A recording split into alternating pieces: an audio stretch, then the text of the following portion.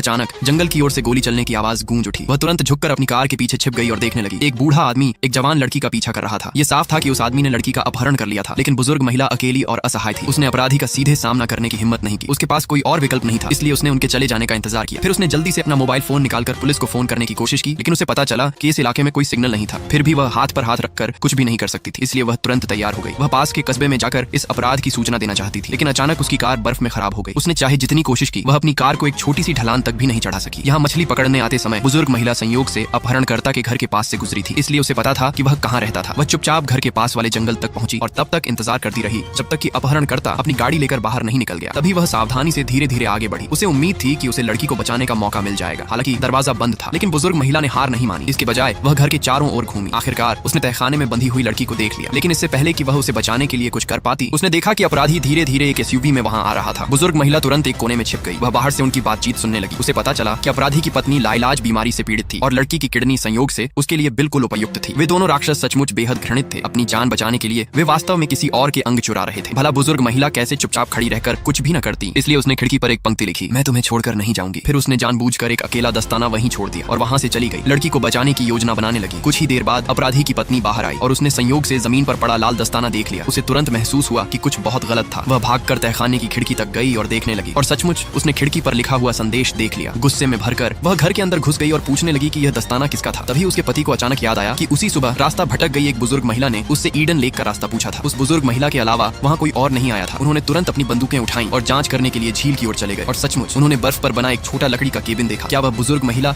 उसके अंदर मछली पकड़ रही हो सकती थी? जैसे ही वे अपनी बंदूकें उठाए धीरे धीरे दरवाजे की ओर बढ़ रहे थे, बुजुर्ग महिला ने अपराधी को जाल में फंसते हुए देख लिया और तुरंत मुड़ी और उस दंपति के घर की ओर भागी। उसका इरादा तहखाने से लड़की को बचाने का था, लेकिन लड़की के हाथ एक खंभे से जंजीरों में बंधे हुए थे और सही औजारों के बिना वह जंजीरों को नहीं तोड़ सकती थी। बुजुर्ग महिला फिर मुड़ी और ऊपर की मंजिल पर भागी। हथकड़ियां खोलने के औजार खोजने लगी, साथ ही रसोई का नल भी खोल दिया। उसने न केवल घर के सारे हीटिंग उपकरण नष्ट कर दिए, बल्कि बिस्तर और गर्म कपड़े भी पानी में फेंक दिए। नतीजतन जो अपराधी पानी में गिर गया था, उसके पास न तो बदलने के लिए कपड़े थे और न ही खुद को गर्म रखने का कोई तरीका था। यह बुजुर्ग महिला सचमुच जानती थी कि खलनायकों से कैसे निपटना है, लेकिन जैसे ही वह औजार ढूंढने के लिए बाहर निकली, अचानक गोली चलने की आवाज गूंज उठी। महिला अपराधी ने अभी अभी गोली चलाई थी। गोली बुजुर्ग महिला के बाजू में लगी। महिला अपराधी को अपनी बंदूक में दोबारा गोलियां भरते हुए देखकर बुजुर्ग महिला जंगल की ओर भागी और जितना दूर हो सके भागती चली गई, क्योंकि उसका पति पानी में गिर गया था और ठंड से मरने वाला था। महिला अपराधी एक पल भी बर्बाद नहीं कर सकती थी और तुरंत वापस अंदर भागी। उसने अपने पति के कपड़े बदलने की कोशिश की, लेकिन उसे पता चला कि घर की हर चीज को बुजुर्ग महिला ने पानी में भिगो दिया था। महिला अपराधी जल्दी से तहखाने में जाकर देखने लगी। सौभाग्य से उसका नया अंग सुरक्षित था, वरना उसकी प्रत्यारोपण की योजना असफल हो जाती। यह देखकर कि उसका पति ठंड से बर्फ का पुतला बनने वाला था, महिला अपराधी के पास उसे कार में ले जाकर गर्म करने के अलावा कोई विकल्प नहीं था।